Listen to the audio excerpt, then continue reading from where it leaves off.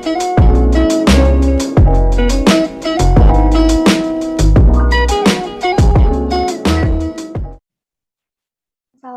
warahmatullahi wabarakatuh.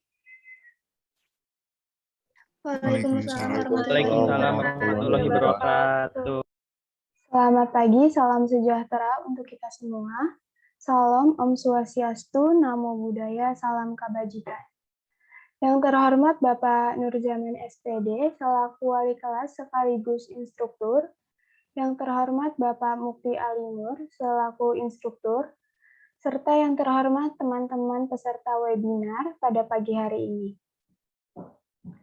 Alhamdulillah, puji syukur kita panjatkan karena berkat rahmatnya kita masih bisa berkumpul untuk bersama-sama menimba ilmu dari teman-teman kita yang luar biasa ini. Meski harus dilaksanakan secara online. Sebelumnya perkenalkan, nama saya Audi Fadia Rayanti.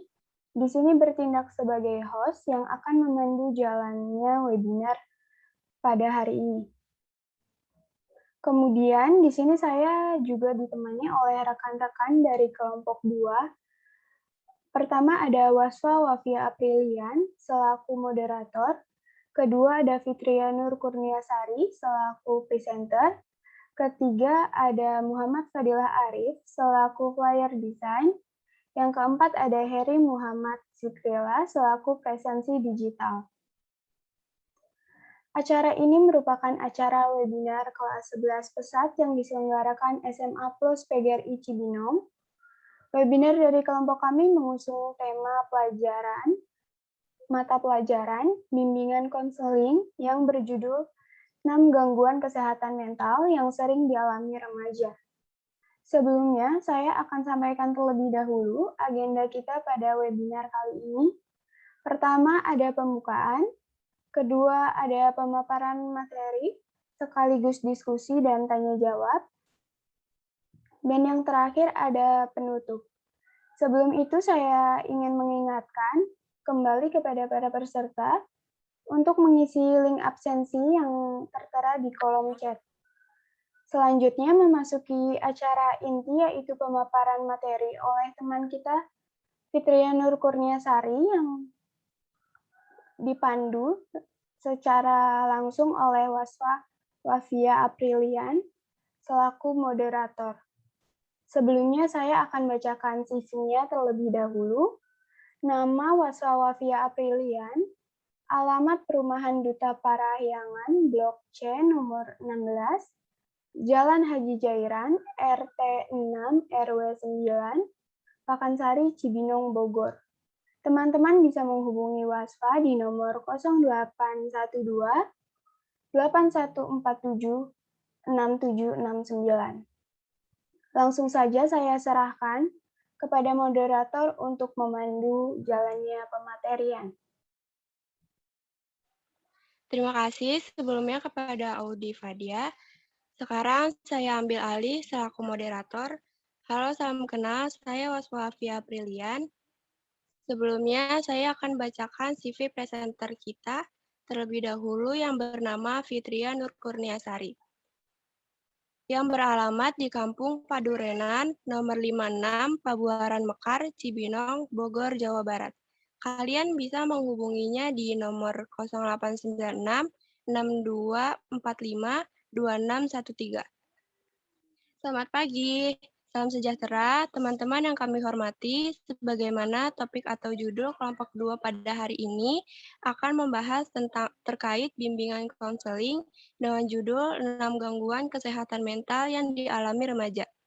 Untuk itu, semua tentu sangat membutuhkan informasi atau pendapat teman-teman sebagai upaya menyamakan persepsi sebagaimana yang kita harapkan bersama pada webinar internal kali ini. Baiklah, sebelum pemateri menyampaikan materinya, izinkan saya menyampaikan beberapa ketentuan di webinar kali ini. Yang pertama, pemateri kami beri waktu menyampaikan materi selama 45 menit. Yang kedua, selama pemateri menyampaikan materinya, tidak ada interupsi. Dan yang ketiga, setelah pemateri menyampaikan materinya, maka akan dibuka sesi tanya jawab dan diskusi.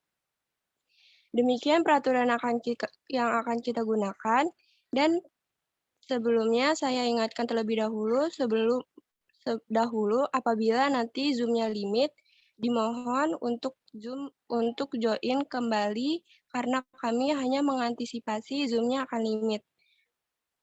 Selanjutnya kita masuk ke permateri. Untuk itu dipersilahkan kepada Fitria Nur Kurniasari selaku presenter, dipersilahkan. Terima kasih kepada moderator.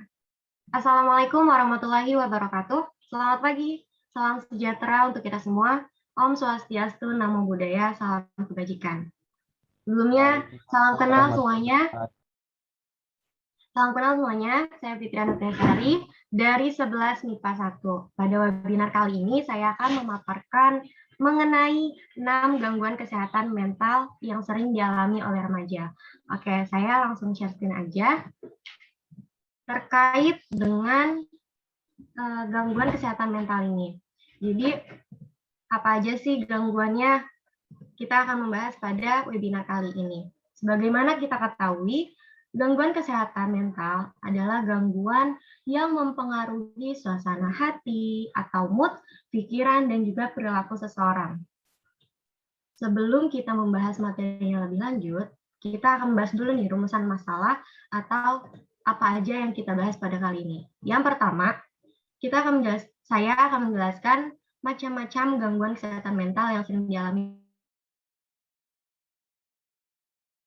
Selanjutnya, berapakah banyaknya persentase kasus gangguan mental di Indonesia?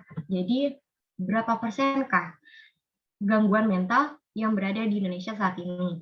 Gangguan mental ini bukan seperti orang gila saja, tapi seperti gejala cemas, gejala depresi, dan juga gejala trauma psikologis, itu juga bagian dari gangguan mental. Yang ketiga, bagaimana sih tips mencegah gangguan mental tersebut? Jadi, apa aja ya tips-tipsnya dan apa aja sih caranya agar kita bisa mencegah gangguan mental tersebut? Oke, kita lanjut ke materinya biar lebih jelas lagi ya. Yang pertama, kita akan membahas depresi. Apa sih depresi? Depresi adalah gangguan suasana hati atau mood yang ditandai dengan perasaan sedih yang mendalam dan rasa tidak peduli. Nah, biasanya depresi ini di faktor atau penyebabnya itu bisa jadi karena gangguan kimia otak neurotransmitternya yang tidak normal atau tidak seimbang. Lalu juga bisa jadi karena gangguan hormon atau penyakit keturunan. Dan yang terakhir, yang biasa kita dengar atau biasa kita alami adalah masalah psikologis. Masalah psikologis entah itu karena keluarga atau teman atau misalnya nih kayak teman-teman nih remaja pasti banyak kan kayak di ghosting. Nah, di ghosting ini bisa jadi muncullah depresi. Depresi ini tidak boleh kalian remehkan. Karena apabila kalian remehkan bisa jadi depresi membutuhkan penanganan yang serius oleh psikiater. Selanjutnya kita akan membahas ciri-cirinya. Jadi apa aja sih ciri-cirinya? Yang pertama, sering menyalahkan diri sendiri. Apabila si depresi ini mendapati musibah atau mengalami sebuah rintangan, dia akan selalu menyalahkan dirinya sendiri apabila suatu rintangan itu gagal. Terus yang kedua, dia akan mengalami rasa cemas dan khawatir yang berlebihan.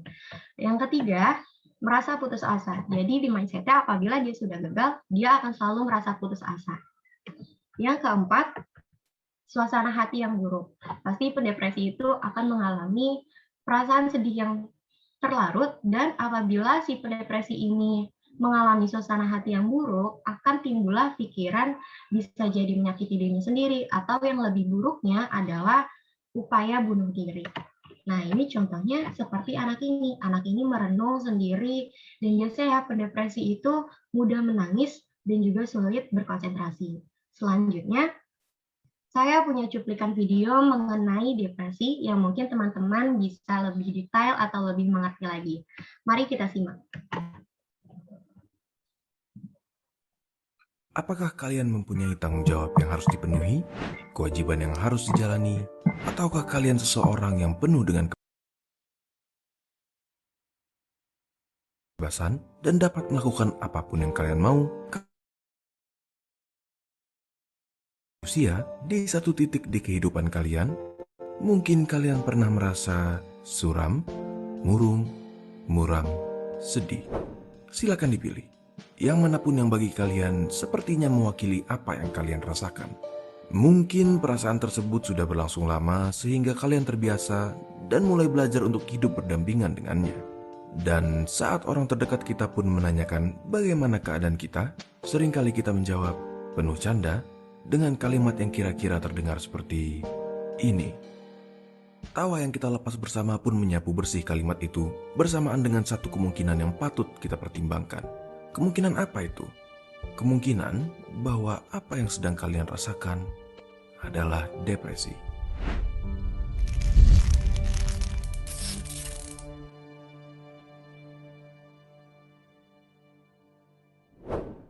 Depresi sering menjadi bahan bercandaan kita. Saat sedang merasa lelah karena tugas yang menumpuk, kita bercanda ke teman kita dengan mengatakan bahwa kita depresi. Saat sedang sedih setelah menonton drama, kita bergurau dengan kata depresi. Tapi, apakah setiap saat kita mengatakan bahwa kita depresi, kita benar-benar dalam keadaan tersebut? Bisa saja, karena depresi dapat menyerang siapapun dalam keadaan apapun. Namun seringkali kita menyimpulkan bahwa perasaan sedih yang kita alami langsung berarti bahwa kita sedang mengalami depresi. Contohnya, kalian sedang dalam pertandingan basket dan kalah. Kalian pun akan merasa sedih. Jika sedang berduka, kehilangan seseorang yang berharga, kalian akan merasa sedih. Rasa sedih adalah respon yang normal dalam keadaan tersebut. Tidak semata-mata setiap kalian merasakannya berarti bahwa kalian sedang melalui depresi. Lalu sebenarnya apa itu depresi? Depresi adalah gangguan suasana hati yang cukup umum, namun serius. Pada zaman dahulu, depresi sempat dianggap sebagai turunan, bahkan sempat dianggap kerasukan iblis, dan disebut dengan nama melankolia. Sampai akhirnya dihubungkan dengan ketidakseimbangan kimia dalam otak, yang mana masih terlalu rumit untuk dipahami sepenuhnya. Ketidakseimbangan happy neurotransmitter seperti dopamin, serotonin, dan lain-lain menyebabkan kita bereaksi negatif atau berperilaku menurun seperti merasa kesepian atau menangis. Pada tahun 2019, hal ini terjadi pada 15,6 juta penduduk Indonesia. Benar, kita hidup di zaman yang sangat penuh dengan berbagai macam hiburan. Namun, tidak sedikit dari kita yang berusaha mengulurkan tangan dengan penuh harapan bahwa seseorang akan menggenggamnya. Gangguan ini mempengaruhi bagaimana kita berpikir, merasa, dan bagaimana kita menangani dan melalui kegiatan sehari-hari seperti makan, bekerja, bahkan tidur.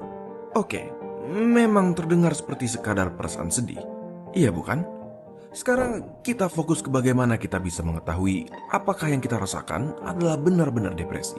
Karena depresi adalah suatu bentuk diagnosa, beberapa kriteria harus dipenuhi. Menurut DSM-5 atau Diagnostik Statistik, kata lain, kriteria yang perlu dipenuhi untuk menetapkan bahwa yang sedang terjadi adalah benar depresi. Pada kriteria pertama, terdapat 9 gejala yang perlu kalian perhatikan. Iya, seluruh 9 ini hanya untuk memenuhi kriteria pertama. Jika 5 dari 9 gejala tersebut ada secara bersamaan selama 2 minggu, dan paling tidak salah satunya adalah pertama, mengenai penurunan suasana hati seperti merasa sedih, kosong atau putus asa, atau yang kedua, yaitu kehilangan minat terhadap aktivitas-aktivitas sepanjang hari dan tidak diakibatkan kondisi medis tertentu, kalian telah memenuhi kriteria pertama dari depresi. Gejala-gejala ini tidak kami lebih-lebihkan, sekadar sering mondar-mandir tanpa tujuan dan mengetuk-ngetukkan jari ke meja, menjadi lambat dalam memberikan respon atau reaksi, dan suka mencela diri sendiri, merupakan bagian dari kumpulan gejala untuk 1 dari 5 kriteria terhadap depresi. Namun, kita tidak berhenti di situ. Jika kalian memenuhi kriteria pertama, apakah gejala-gejala tersebut mengganggu fungsi sosial ataupun okupasional? Apakah menjadi lebih susah berinteraksi dengan orang di sekitar? Dan apakah kesusahan tersebut mengganggu proses pekerjaan kalian? Jika iya, kalian memenuhi kriteria kedua. Terlebih lagi, jika seluruh peristiwa tersebut tidak dipengaruhi oleh suatu zat yang kalian konsumsi atau kondisi medis tertentu, kriteria ketiga pun telah kalian penuhi juga. Sedangkan kriteria keempat adalah apabila gejala yang dialami tidak dapat dijelaskan melalui skizofrenia, delusi, maupun spektrum skizofrenia dan gangguan psikotik lainnya. Dan kriteria kelima dipenuhi apabila kalian tidak pernah mengalami manik maupun hipomanik. Salah satu pertanyaan yang sering kami dengar adalah, apakah ada obatnya? Bukan pertanyaan terbaik yang bisa kita lontarkan. Memang terdapat kecurigaan terhadap kekurangan happy neurotransmitter yang diduga menyebabkan negatif symptoms atau gejala negatif yang menggambarkan seseorang bereaksi buruk atau berperilaku menurun seperti menangis, merasa kesepian, dan lain-lainnya. Beberapa obat pun diberikan dengan tujuan meningkatkan beberapa neurotransmitter tersebut. Namun semua itu masih dugaan dan belum sepenuhnya dimengerti. Lalu apa yang bisa kita benar-benar lakukan? Coba lihat ini, 15,6 juta penderita depresi. Menurut kalian, berapa yang memutuskan untuk mendapatkan pertolongan? 8%. Sebanyak 92%, jauh di atas 10 juta orang, tidak mendapatkan pertolongan atas dasar berbagai macam alasan. Tidak bisa dipungkiri, banyak yang berpikir bahwa depresi hanyalah suatu fase yang akan lewat begitu saja. Yang perlu kita mengerti adalah bahwa depresi merupakan suatu gangguan kesehatan jiwa yang bisa mengancam nyawa. Bagi kalian yang tidak menderita depresi, ulurkan tangan kalian. Kadang hal sesederhana tepukan di pundak dapat menciptakan suatu kesempatan untuk seseorang yang depresi memberikan kepercayaan dengan menceritakan apa yang sebenarnya sedang mereka lalui. Cukup berikan waktu kalian, pinjamkan telinga kalian untuk dengan hati-hati. Sekadar membalas tanpa mempertimbangkan perasaan mereka tentu tidak akan membantu. Alih-alih, jadilah pendengar yang mendukung mereka untuk lebih terbuka. Tanyakan apa yang bisa kalian lakukan untuk mereka. Tentu saja bantuan profesional seperti psikolog ataupun psikiater merupakan suatu pilihan yang baik. Jangan takut diremehkan.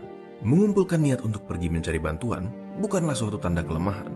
Justru merupakan suatu keberanian. Bagaimana kalau kita coba sesuatu yang baru hari ini? Ajak teman kalian yang murung untuk berbicara. Hubungi mereka yang sudah lama tidak terlihat dan pastikan mereka baik-baik saja. Tunjukkan kepedulian kalian. Dan siapa yang tahu, mungkin seseorang di luar sana terbantu lebih dari yang kalian dapat pikirkan. Video kali ini didukung oleh Pijar Psikologi, media non-profit yang menyediakan informasi dan layanan konsultasi psikologi di Indonesia. Jika kalian bingung mau bercerita kemana, Pijar Psikologi adalah awal yang bagus. Jika kalian ingin lebih banyak konten seperti ini, cukup beritahu kami. Kami mendengarkan. Nah, gimana nih teman-teman? Pasti sudah lebih mengerti kan apa itu depresi, terus penyebabnya seperti apa. Pasti kalian sudah lebih paham lagi kan? Oke, kita lanjut ya.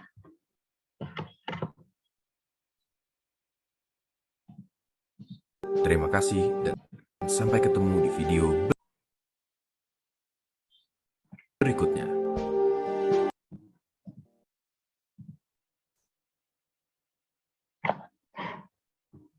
Maaf, ini sepertinya ada kendala. Saya coba stop share dulu, nanti di-share screen lagi ya.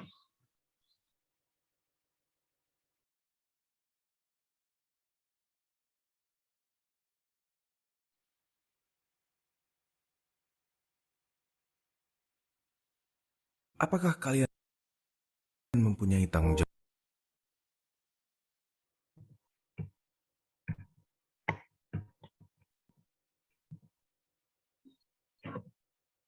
Oke, kita akan membahas generalized anxiety disorder.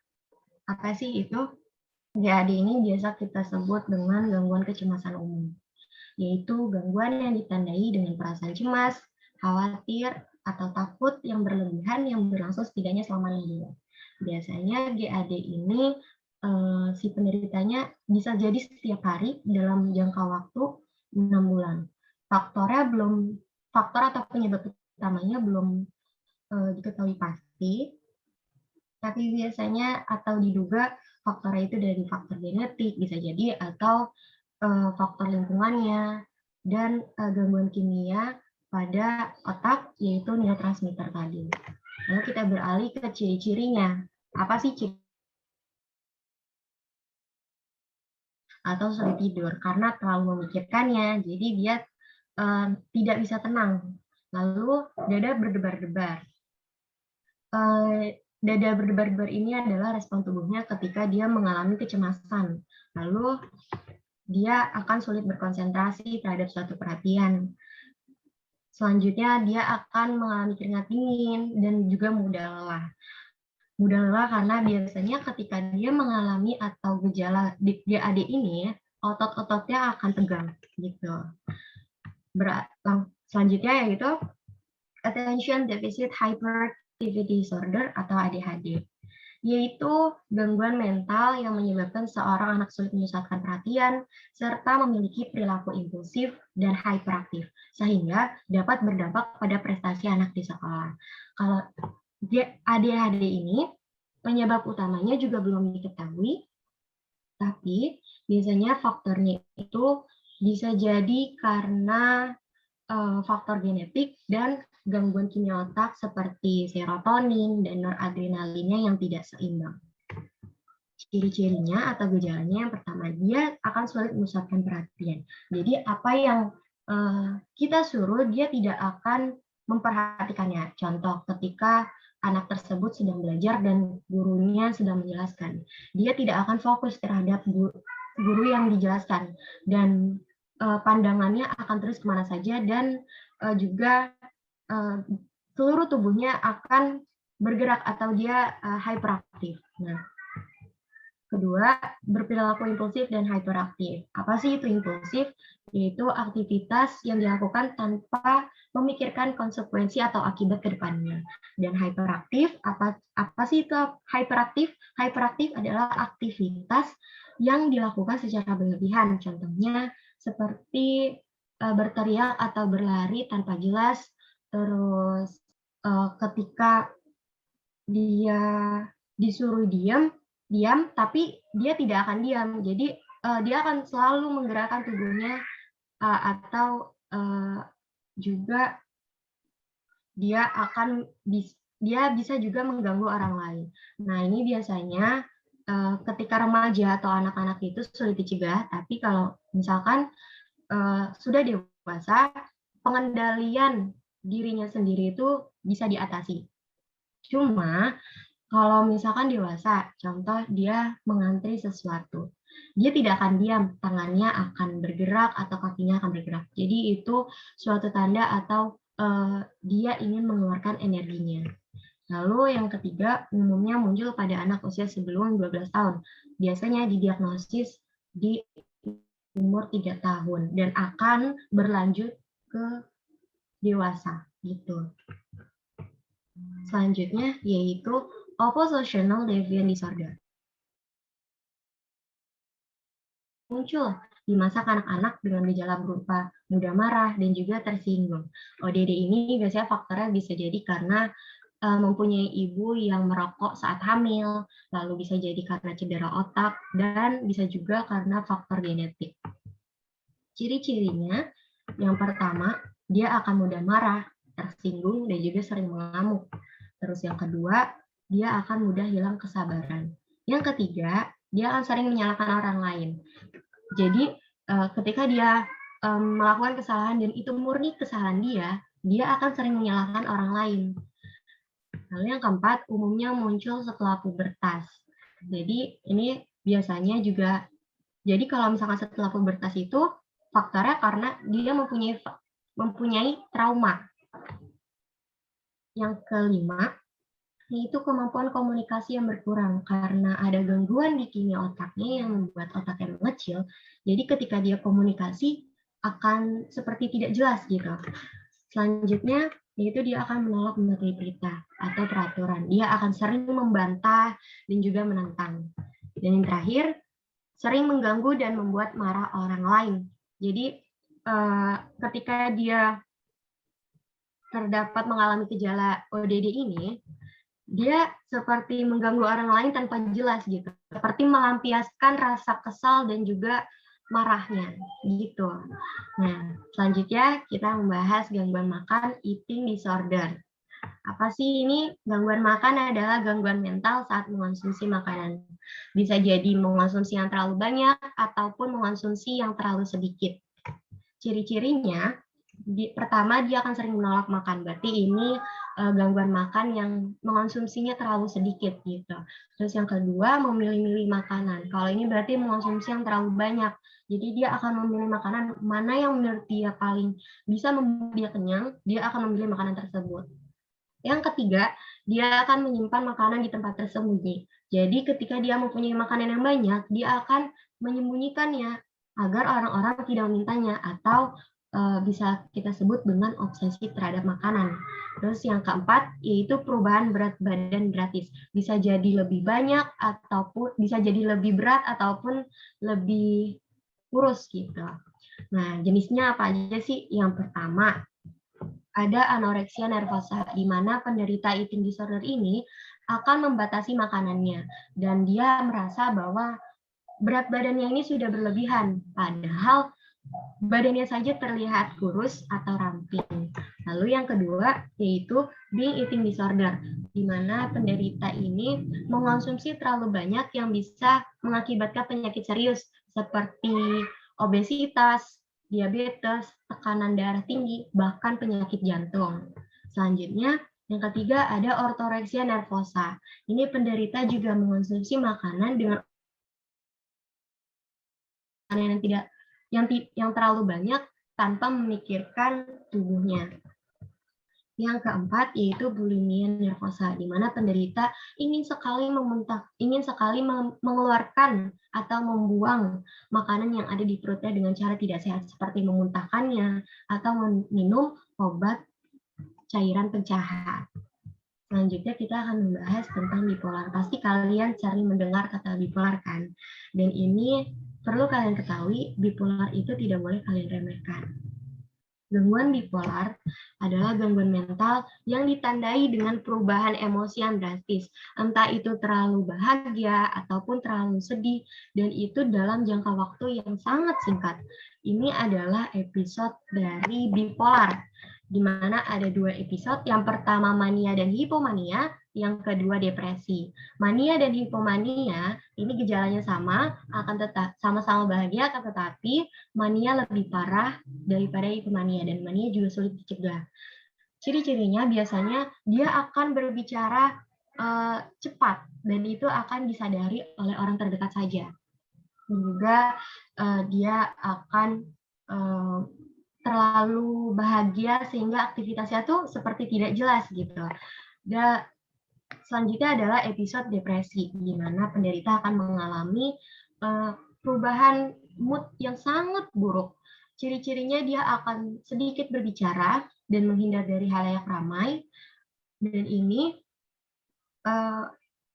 ciri-ciri yang paling buruk atau dari episode depresi ini, penderita akan bisa jadi dia akan menyakiti dirinya sendiri, ataupun yang paling buruk yaitu upaya bunuh diri. Nah, jenis-jenis dari bipolar, yang pertama yaitu bipolar 1, di mana penderitanya akan mengalami episode mania dan berubah atau diikuti dengan episode hipomania dan juga depresi. Yang kedua, ada bipolar 2, di mana penderita ini akan mengalami episode hipomania tanpa adanya episode mania. Lalu yang ketiga ada siklotimia. Siklotimia ini hampir sama dengan bipolar disorder, tetapi yang membedakannya adalah siklotimia lebih ringan intensitas depresinya, jadi bisa dikatakan siklotimia lebih ringan daripada bipolar 1 dan juga bipolar 2. Selanjutnya saya punya cuplikan video mengenai bipolar, mungkin teman-teman bisa lebih memahaminya. Mari kita simak. I Hate Being Bipolar, It's Awesome adalah nama sebuah album dari Kanye West, salah satu dari sekitar 60 juta orang di dunia yang didiagnosis dengan gangguan bipolar. Gangguan bipolar, jika dilihat sekilas, mungkin dengan enteng dicap sebagai terlalu lebay atau cuma mood swing doang. Namun, sama seperti banyak gangguan kejiwaan lainnya, tak kasat mata bukan berarti tidak ada. Dan mungkinkah Anda menderitanya? Untuk menjawab semua pertanyaan tersebut, mari kita simak dalam video ini.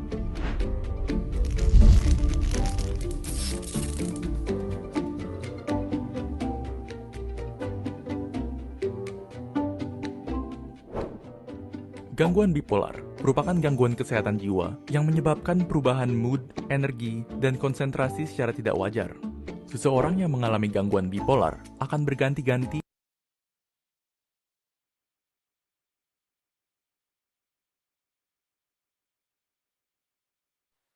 Mohon maaf semuanya, Zoom-nya sudah limit, jadi sekiranya nanti mati, Zoom-nya tolong gabung kembali dengan link yang sama ya.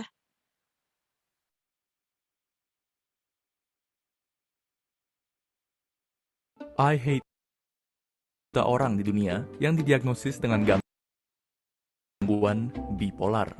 Gangguan bipolar, jika dilihat sekilas, mungkin dengan enteng dicap sebagai terlalu lebay atau cuma mood swing doang.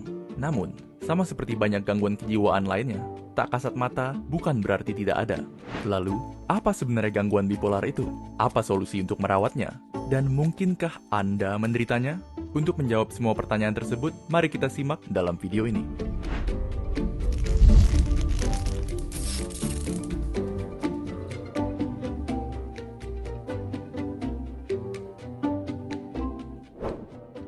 Gangguan bipolar merupakan gangguan kesehatan jiwa yang menyebabkan perubahan mood, energi, dan konsentrasi secara tidak wajar. Seseorang yang mengalami gangguan bipolar akan berganti-ganti antara dua fase suasana hati yang berlawanan, yaitu fase mania dan fase depresi. Kedua fase ini bukan sekedar perubahan mood yang dialami orang biasa, karena fase-fase ini dapat berlangsung selama berhari-hari atau bahkan berbulan-bulan. Ketika mengalami fase mania, penderita bipolar akan merasa hiperaktif, berbicara lebih cepat dari biasanya, ingin melakukan banyak hal sekaligus, dan lebih nekat dalam pengambilan keputusan.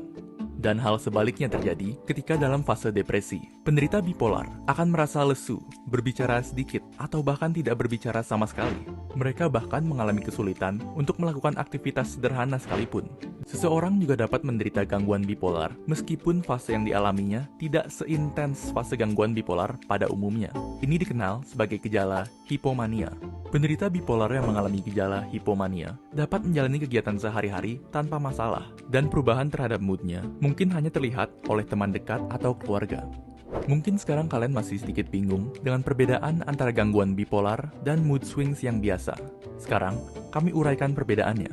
Gangguan bipolar terdiri dari 3 tipe, yaitu tipe 1, tipe 2, dan siklotimia. Orang yang tidak menderita gangguan bipolar, depresi, atau gangguan kejiwaan lainnya kurang lebih terlihat seperti ini, dengan naik turun suasana hati yang dapat dijelaskan dengan kejadian-kejadian hidup tertentu. Sementara itu, seseorang yang depresi akan mengalami fase depresi yang sangat rendah, yang seringkali terjadi tanpa alasan tertentu. Bipolar tipe 1 mengalami perubahan mood yang sangat kontras dengan fase mania yang berlangsung setidaknya 1 minggu dan fase depresi yang berlangsung setidaknya 2 minggu. Bipolar tipe 2 mengalami perubahan mood yang mirip dengan tipe 1, namun dengan fase hipomania yang menggantikan fase mania. Fase hipomania ini berlangsung setidaknya selama 4 hari. Kemudian kita lanjut ke tipe siklotimia. Siklotimia bersifat seperti sebuah siklus dengan fase hipomania dan fase depresif yang walaupun tidak seintens tipe 1 maupun tipe 2 berlangsung jauh lebih lama, yaitu hingga 2 tahun. Sama seperti banyak gangguan kejiwaan lainnya, penyebab gangguan bipolar tidak diketahui secara pasti, dan layaknya gangguan kejiwaan lain, salah satu faktor terbesarnya yang meningkatkan resiko timbulnya gangguan bipolar adalah keturunan. Karena gangguan bipolar merupakan kondisi kronis, dengan kata lain, tidak dapat disembuhkan. Perawatan dini serta pengobatan sangat penting untuk menekan gejala-gejala seorang penderita bipolar. Apabila tidak dirawat, fase mania serta depresi penderita bipolar dapat berlangsung selama 6 hingga 12 bulan. Gangguan bipolar merupakan salah satu contoh dari gangguan kejiwaan yang, walaupun tidak kasat mata, bisa berakibat fatal jika diabaikan. Bagi orang yang sehat secara mental, mungkin mudah bagi kami untuk menyepelekan gangguan kejiwaan, mengecapnya sebagai kurang ibadah, atau sekedar lebay atau caper. Namun, bagi penderitanya, gangguan kejiwaan mereka sama nyatanya dengan udara yang kita hirup, dan tidak bisa dihilangkan dengan begitu saja. Gelombang mania dan depresi akan tetap datang dan akan tetap menyusahkan hidupnya. Tetapi, dengan adanya lingkungan yang suportif, serta perawatan medis dan pengobatan yang konsisten, semua gelombang yang akan dihadapinya bisa saja dihadapi dengan lebih mudah. Sekian untuk video kali ini.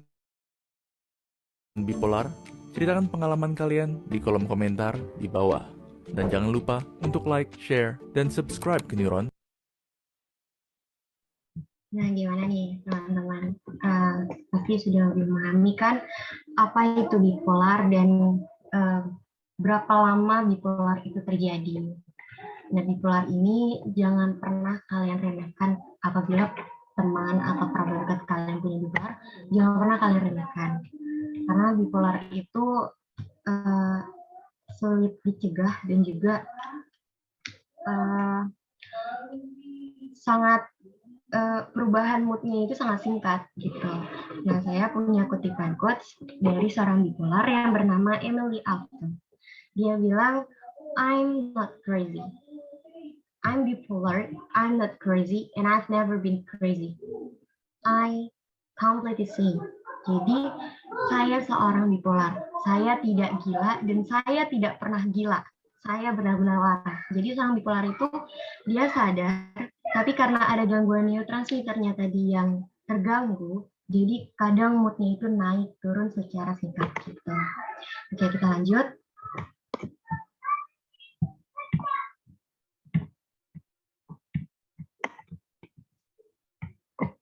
Nah, kita akan membahas persentase kasus gangguan kesehatan mental di Indonesia.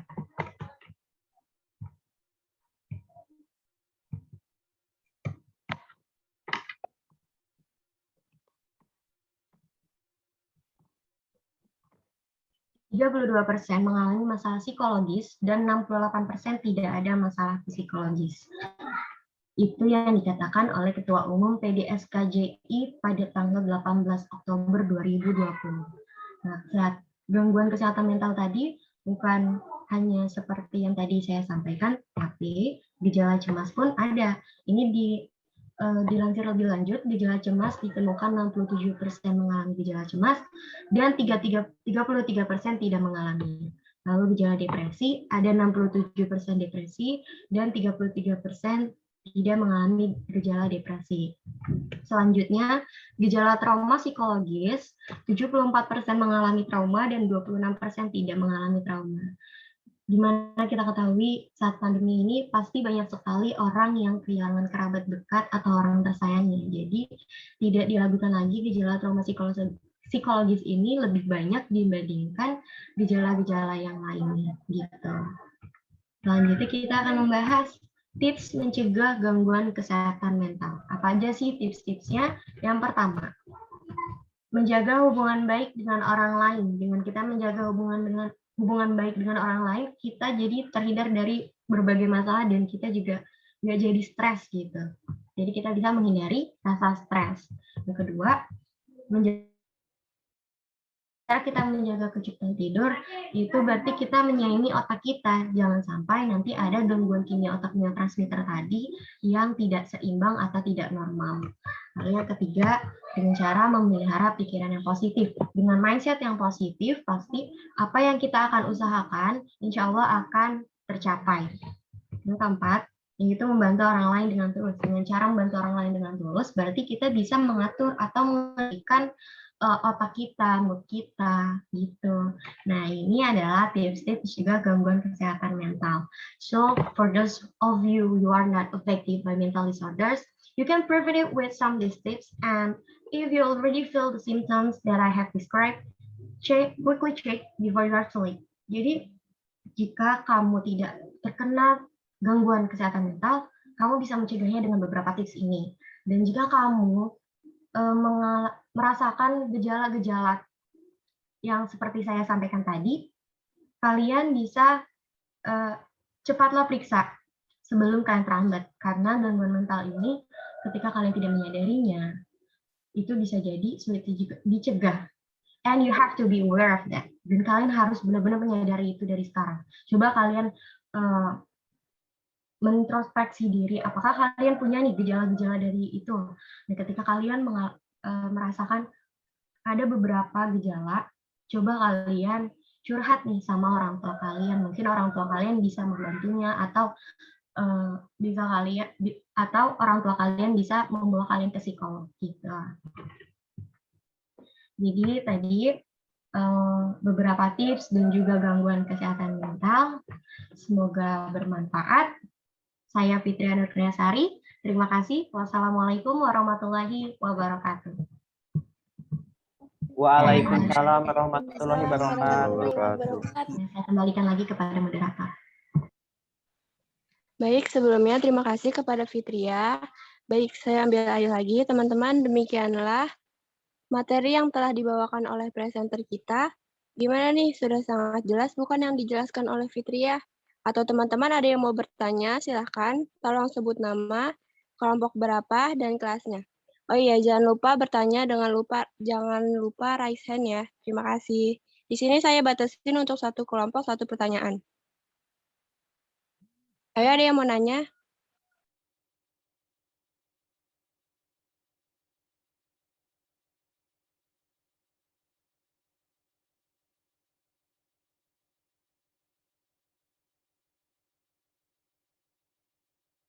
Kelompok satu ada yang mau ditanyakan?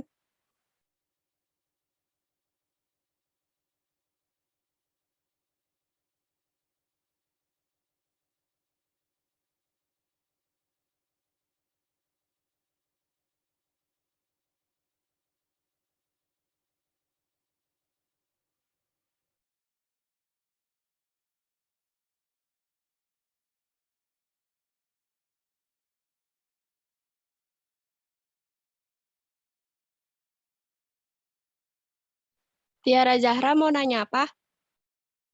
Oke, baik, saya Tiara Zara dari kelompok 3 ingin bertanya, kalau ada orang yang sering ganti-ganti mood nih, atau yang sering dibilang mood swing, itu apa dia punya gangguan pada jiwanya? Ya, itu aja. Baik, untuk pertanyaannya dipersilakan untuk Fitria menjawab. Kalau mood swing itu biasanya orang biasa itu bisa jadi mengalami mood swing, tapi apakah gejala-gejala lainnya juga dia mengalami tersebut gitu.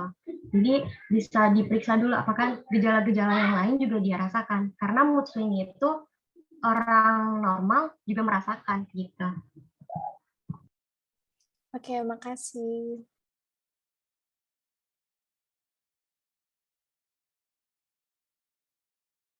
Ada yang mau nanya lagi?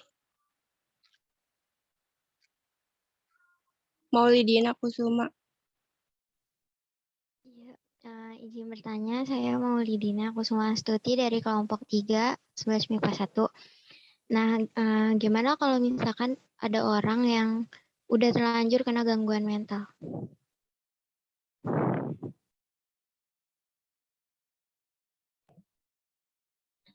Oke. Maksudnya udah terlanjur kena gangguan mental berarti dari faktor genetik. Jadi bisa jadi karena faktor genetik gitu maksudnya. Iya. Kalau faktor genetik biasanya sulit dicegah karena dari gejala yang tadi misal kayak ODD, ibunya merokok saat hamil, itu sulit dicegah gitu. Jadi biasanya dia butuh penanganan dari psikiater lebih lanjut. Dengan pengobatan, diberi obat antidepresan, ataupun seperti terapi psikologis lainnya. Terima kasih.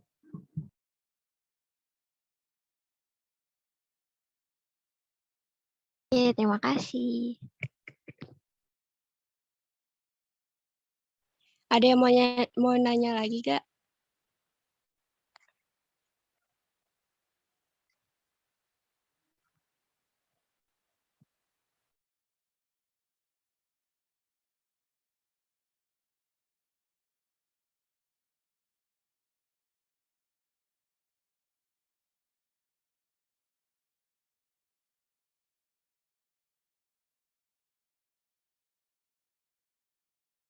Alip gak mau nanya, Alip. Emang boleh nanya lagi kalau kelompoknya udah nanya? Maaf ya, salah sebut. Tadi maksudnya dari kelompok 4. Maaf.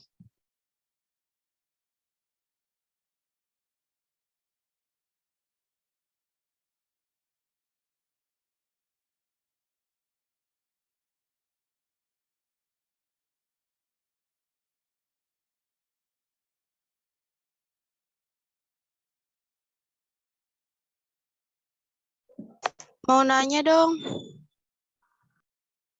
Iya,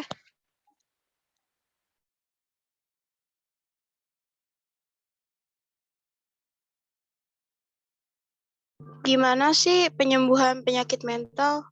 Apakah bisa sembuh total apa nggak bisa sembuh total gitu dari penyakit mental? Kalau penyembuhan itu bisa tidak 100% sembuh total, tergantung orangnya tersebut. Apakah orangnya tersebut ingin benar-benar 100% sembuh total. Dan pengobatannya biasanya diberi obat antidepresan seperti duloxetin, terus sertraline, bupropion, dan juga felacetin. Itu beberapa macam obat antidepresan, tapi di bawah pengawasan dokter. Dan juga ada terapi psikologis seperti CBT, cognitive behavior, terus juga PST, itu problem solving therapy, lalu IPT, interpersonal therapy, dan juga ada terapi psikodinamis. Gitu. Terima kasih. Terima kasih. Tadi kelompok 1 ya yang nanya, Siti Nurhasana.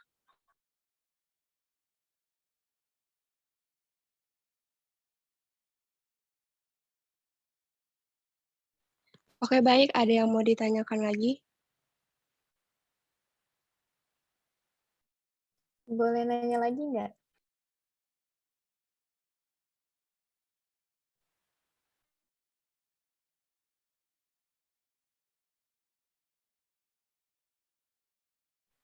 Boleh, boleh.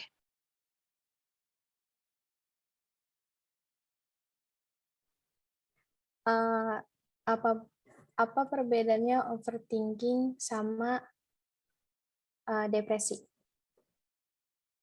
Apa overthinking itu termasuk dalam depresi atau enggak? Oke, kalau overthinking berarti kan dia seperti memikirkan sesuatu yang bisa jadi tidak terjadi gitu kan ya.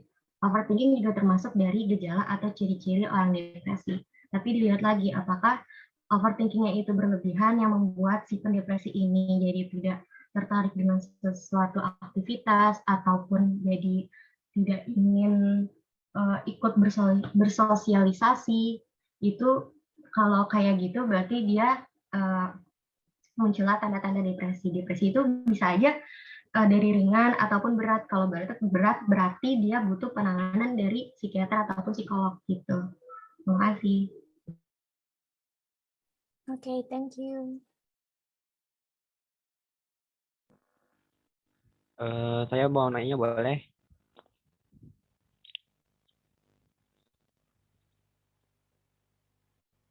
Saya apakah boleh nanya?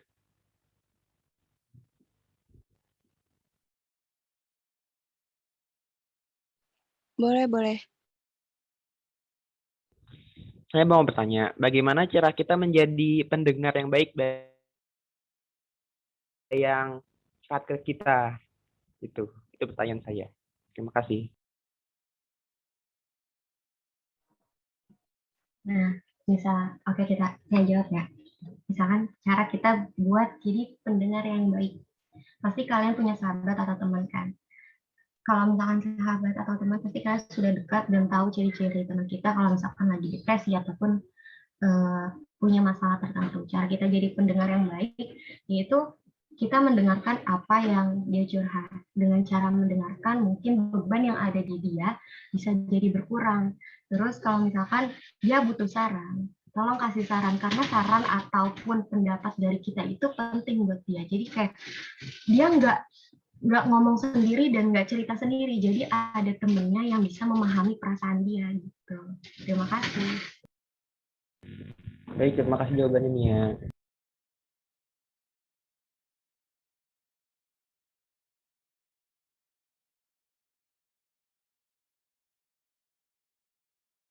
Oke semuanya, kita selesaikan sesi tanya jawab. Saya akan membacakan kesimpulan pada webinar kali ini. Jadi kesimpulan pada webinar kali ini yaitu kesehatan mental yang dipengaruhi oleh peristiwa dalam kehidupan yang meninggalkan dampak yang besar pada kepribadian dan perilaku seseorang. Peristiwa-peristiwa tersebut dapat berupa kekerasan dalam rumah tangga, pelecehan anak, atau stres berat jangka panjang. Cara penanggulangan agar kita tidak terkena gangguan kesehatan mental dengan cara yang pertama, melakukan aktivitas fisik dan tetap aktif secara fisik.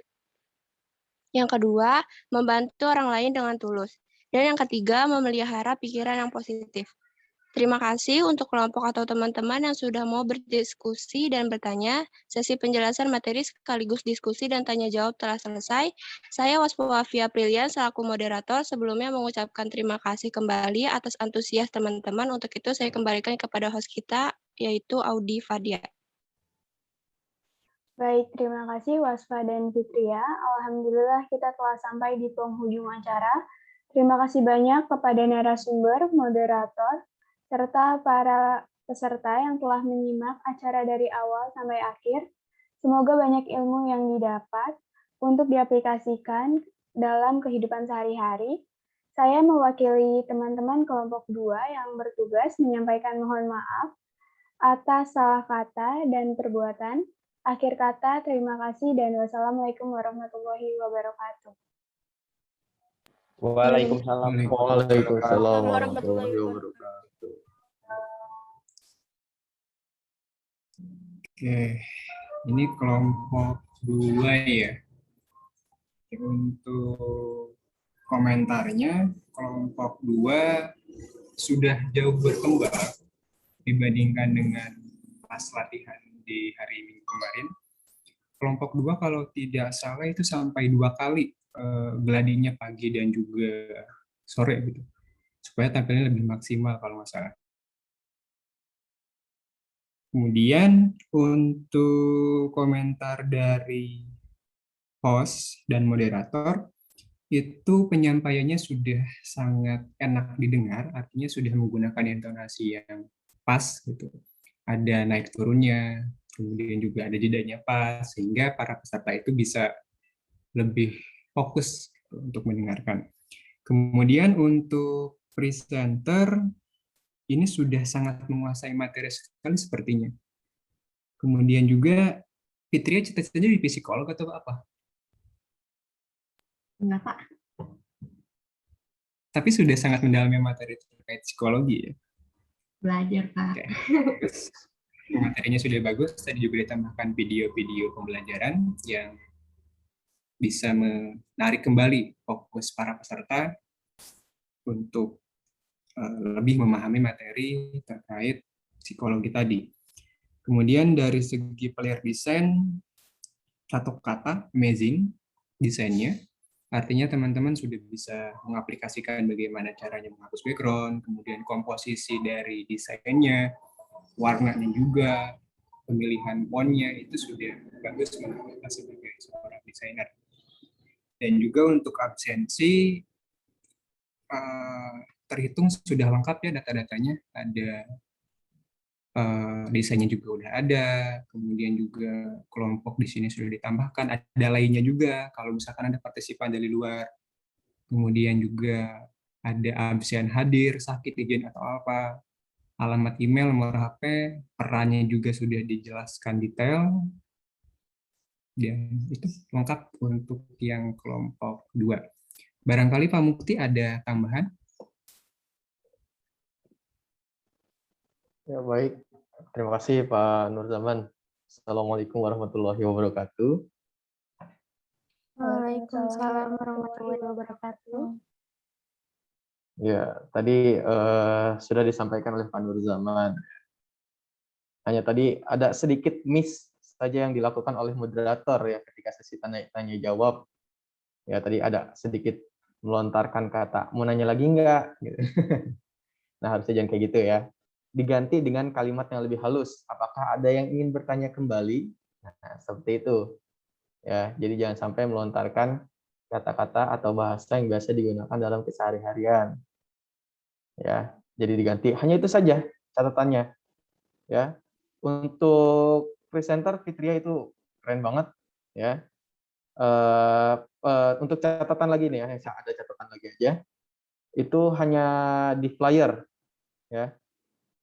Flyer pembuatnya itu M Fadilah ya. Nah, di flyer itu fontnya terlalu kecil, font yang nama-nama dan perannya. Ya, misal Fitria sebagai presenter, nah itu terlalu kecil, kecil banget ya, terlalu kecil banget. Jadi kalau nggak di Zoom itu nggak kebaca. Ya, sama teknologi pendidikan itu kan warnanya hitam, background-nya warnanya biru dongker, ya apa namanya, posternya warnanya biru dongker. Jadi agak saru ya, kurang terlihat. Mungkin di bagian logo itu bisa di-blok, dikasih warna putih. Ya, itu saja ya. Tapi untuk selebihnya ini kelompok 2 itu udah keren banget. Tadi ternyata ada behind the scene-nya itu udah simulasi 2 kali. Nah, ini jadi yang penting dilakukan oleh kelompok lainnya itu simulasi. Ya, semakin sering kalian latihan, itu akan semakin memperlancar kalian dalam penampilan. Ya, ternyata kalian itu sangat mempersiapkan di kelompok 2 itu sudah sangat bagus. Penampilannya keren banget. Ya, jujur, kalian keren banget ya, bahkan sudah terlihat seperti seorang profesional yang biasa menyampaikan webinar-webinar di forum-forum resmi gitu ya, webinar-webinar resmi. Ini keren banget kelompok 2 ya. Nanti ini langsung diupload ke YouTube ya untuk kelompok 2 dan linknya nanti kirimkan ke saya ya. Japri ya, pribadi langsung kirimkan ke saya. Nah, nanti ini khusus untuk kelompok 2 ya, kelompok ini itu nanti akan saya tampilkan di unsur pimpinan ya. Jadi nanti para wakil kepala sekolah dan kepala sekolah nanti akan menonton penampilan dari kelompok ini ya.